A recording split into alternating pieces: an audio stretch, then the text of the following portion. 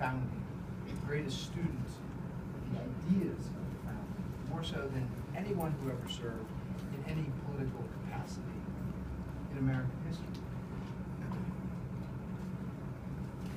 And what Lincoln did, I think it's hard for us fully to get our mind around.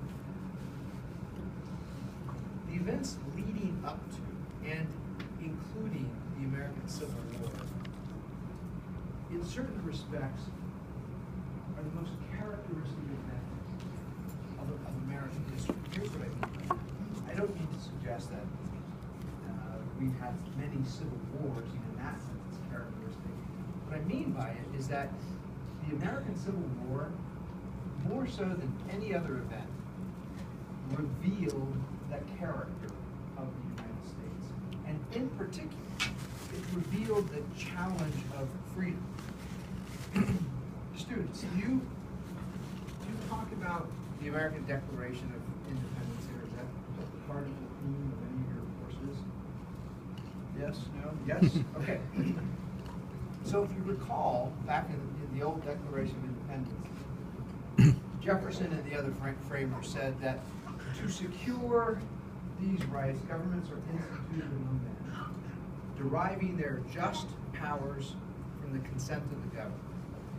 According to the Declaration, legitimate government requires two things. On the one hand, it requires justice. It is supposed to secure the equal natural rights of all citizens. And on the other hand, it's supposed to do that with the consent of the governed.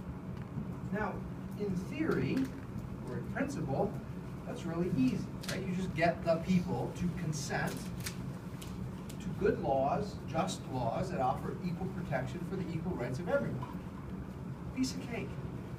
Well, what is really easy in theory turns out to be massively difficult in practice. What does one do when the people will not consent to equal protection of equal rights? That's what the Americans were facing. They knew the ideal. They knew where they want to get. We want to get to a government of consent where the equal rights of everybody are protected equally under equal laws. That wasn't reality. Certainly not in the case of blacks. Certainly not the case of African, people of African ancestry who were being held as slaves. Their equal natural rights were not being protected by equal laws. What do you do? And in the end, we really have two options. One option is to say, okay, we're going to have consensual government. We're going to have consent of the government, and we're just going to settle for injustice because the people won't consent to full justice, to protecting the equal rights of everyone. That's one option. The other option is to say, look, these people are too stupid or corrupt or immoral to give their consent, so let's just rule over them without their consent and impose on them perfect justice. We'll enforce upon them laws that offer equal protection. The point is, either one of these solutions are less than satisfactory, right? They both come with massive problems. Thinking about that tension between the demands of justice, equal protection for equal rights, versus the demand for consent. Free people want to give their consent to the government laws under which they live. And when those things don't come together, that's the stage for Abraham Lincoln. That's the setting of Lincoln's statesmanship. It's trying to navigate this massive problem.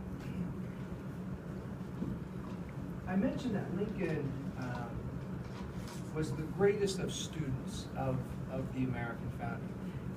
I've made a couple of handouts here. Did everyone get copies, or there are a lot? There's a big stack up here. I think one of the best ways to introduce the subject of Abraham Lincoln is just to read a little bit of Abraham Lincoln. Lincoln was a tremendous student of the English language, and one cannot go wrong reading too much Lincoln. I think also also, and let me make this clear. So the program we've been watching and the one we're going to watch here at 7 o'clock focuses very much on the detailed history surrounding his assassination. And as I thought about this evening, Bill and Bob were asking me to come up here. What do I have to offer? I mean, they're going to talk about probably every minute by minute the details of the assassination. You don't need me for that. And here's what I want to try to offer. When someone sits and watches a program about the assassination of Lincoln, it raises a question. The question is, why should anyone sit and watch a program about the assassination?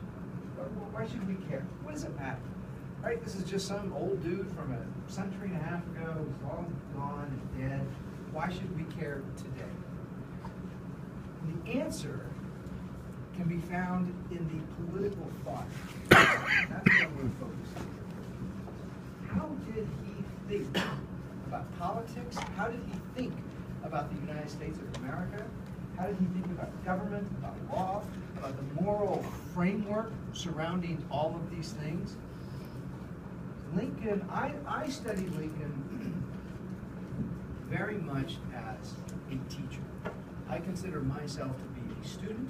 I consider Lincoln to be one of my mentor teachers. In that sense, I'm sort of unusual among academics.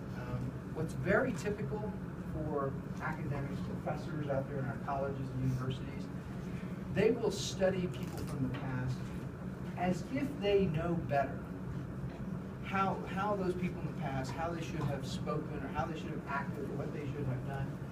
I approach someone like Lincoln with the view of, it's hard for me to imagine the world that he faced. It is hard for me to imagine the depths of these complexities and these problems. So I want to learn from Lincoln, why did he do the things that he did? Why did he speak the way that he spoke and make the choices that he made?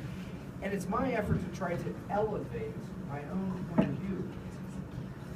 Here I'm going to offer just a quick piece of advice for you students as you think about going on to college.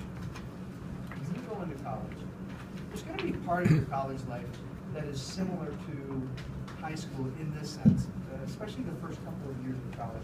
You're going to take a lot of different classes and a lot of different subjects. You have to do that. But as you go about fulfilling all these